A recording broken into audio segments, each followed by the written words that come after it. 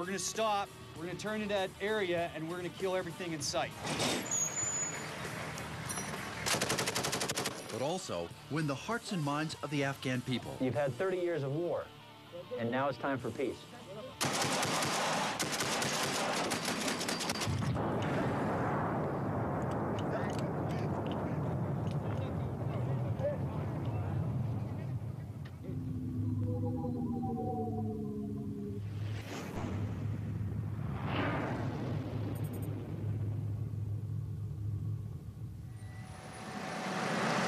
Task Force Devil is charged with protecting this part of Afghanistan. It is the most active in terms of insurgent activity. It's close to the border with many Taliban and Al-Qaeda fighters coming across. We're actually with the 82nd Airborne. This is the area of responsibility for what they call Red Falcon.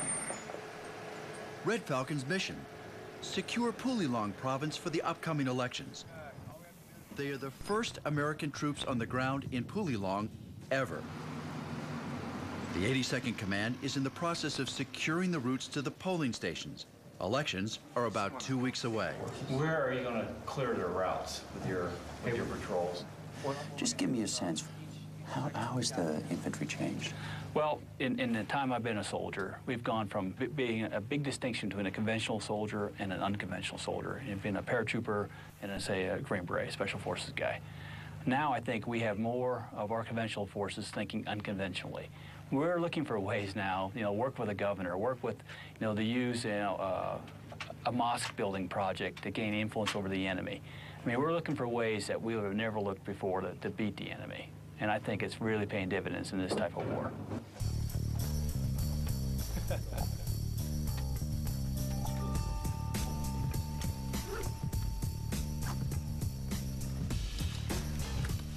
This type of war opens a new chapter for the history books. And for the first time, we're getting a rare glimpse into how the military is evolving to face a new enemy. In the event we are attacked, we're going to stop, we're going to turn into that area, and we're going to kill everything in sight. The strategy couldn't be simpler. And in a country like Afghanistan, which is cowered under the Taliban's brutal tactics, Lieutenant Rob Williams' presence sends a powerful message. See me moving and acting freely without fear. That's a U.S. president. That's why I'm here.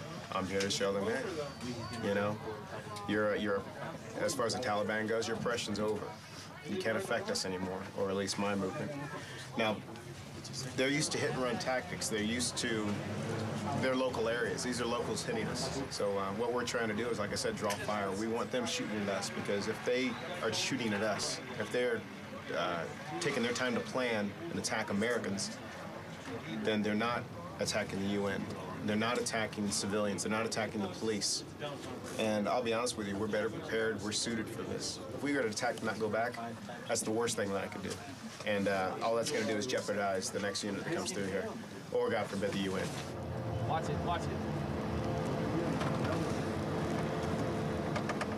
The 82nd gets fired upon on a regular basis.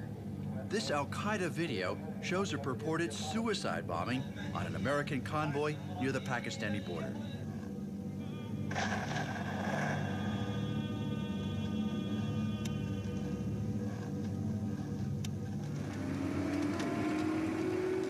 The 82nd baits the enemy, driving at a snail's pace through Taliban territory until they draw fire.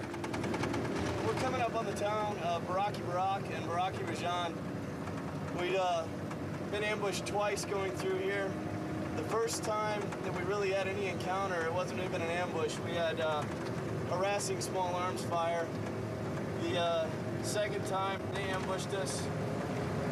One RPG, probably one AK-47. We gave such a volume of fire on them, they really couldn't return anything. They turned tail and ran. The Taliban typically sends in small units to attack, knowing the response will be deadly.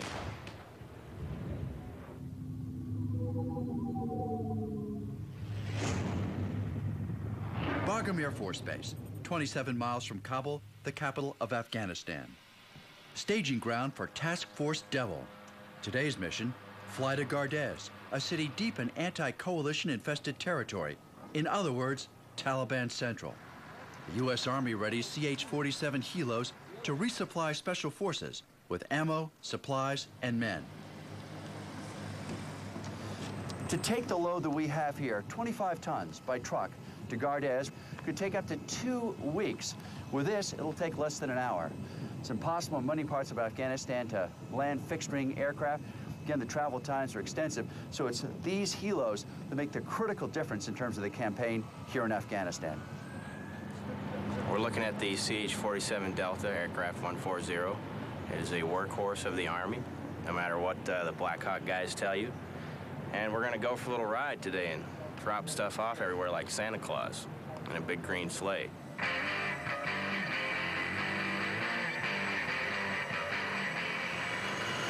On this sleigh, the gifts come unwrapped. There are no stockings or Christmas trees.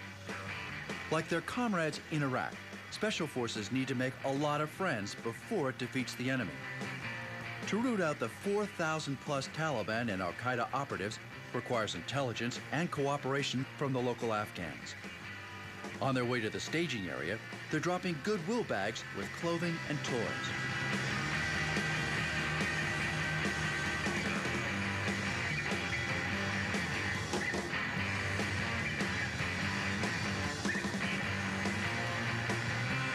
The ACM, or anti-coalition militias, can down this helo with just one well-placed RPG. That's why every flight, including ours, is guarded by Apache gunships.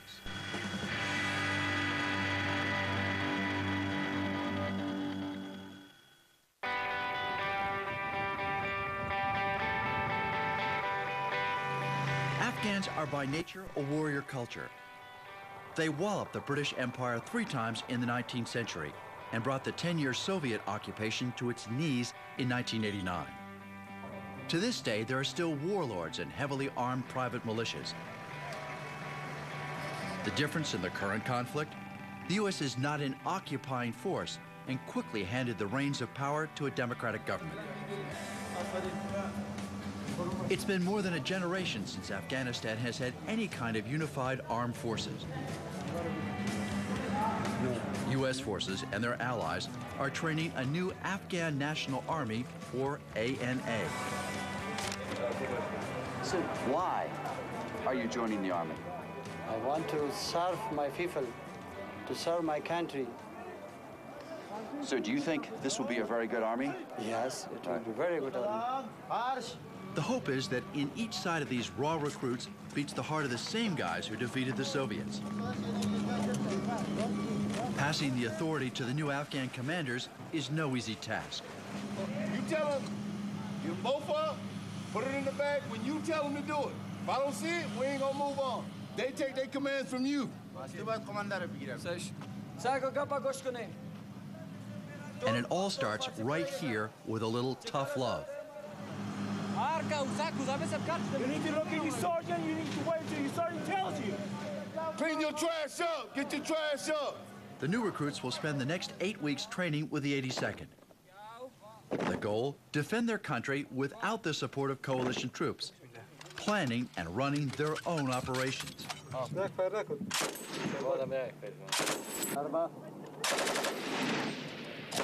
The man in charge of training is impressed with what he sees. Can you articulate for me what the overall sort of grand strategy is for Afghanistan from the perspective of the U.S. military? Yes, we're trying to develop here an army of at least 70,000 soldiers, and we're about halfway toward that goal. We're actually more than halfway toward that goal, and eventually they will train their own soldiers, and hopefully we will leave.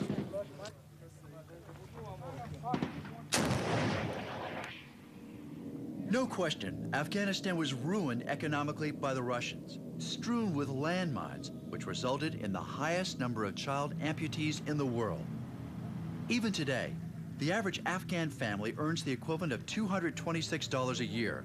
Illiteracy is close to 70%, a trend countered by an aggressive American school building program. Opium production, which stood at 74 metric tons under the Taliban, has risen to 3,600 metric tons, 90% of the world's supply. The U.S. can't afford to make enemies by cutting production.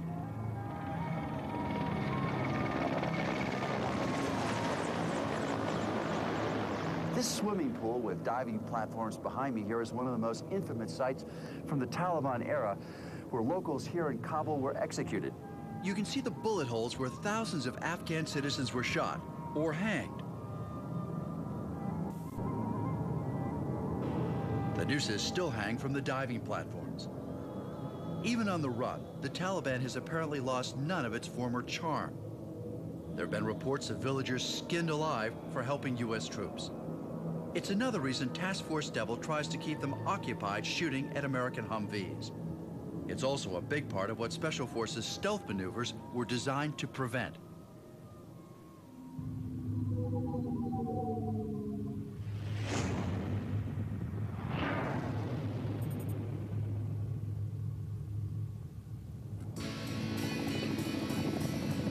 With the Santa Claus mission accomplished, the Special Forces land in Gardez.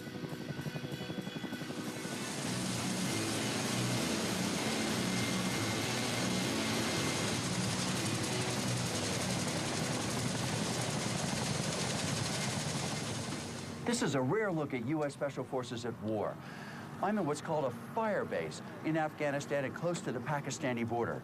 Each one of these Humvees specially outfitted with an awesome degree of weaponry. Members of the U.S. Special Forces have agreed to appear on camera, but only if we protect their identity by not using their names and allowing them to disguise their faces with sunglasses and scarves.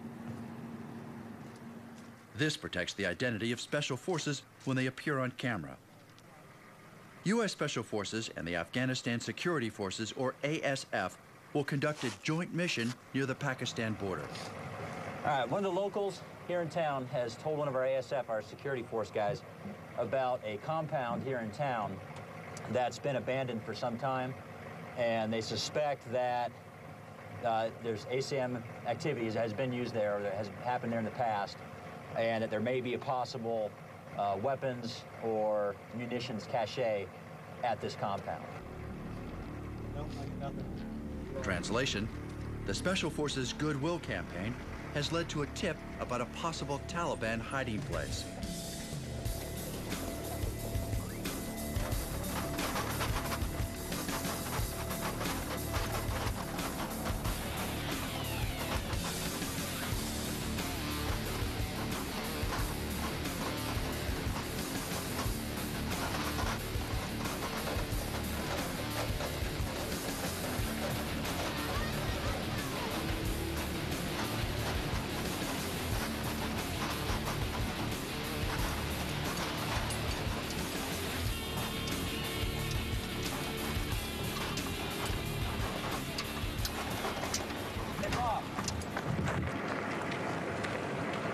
Behind us for a little bit here, would you? Okay? So we find out what's going on here. In raids like this, the Special Forces have to walk a fine line between aggressor and peacemaker. How do you act as a warrior and a diplomat? You know, in the past, I mean, they've seen it. We will fight, and we don't have a problem with it if that's the tool that's necessary. But then on the other hand, you know, if I can talk to them, I'll talk to them, and you know, you can see it in a lot of the people. They're weary, you know, 30 years of war. You know, over 30 years of war. They're ready for some peace. See. Yeah. How long have you been staying here? How long have you lived here? 35 years. All right, because we've been told that it was abandoned. Has he just moved back in here? Was he away for like a vacation, or was he in Pakistan, or what? Pakistan teacher طالع كم توصل teacher تمنا for all time. Through an interpreter, they convince the man to come out.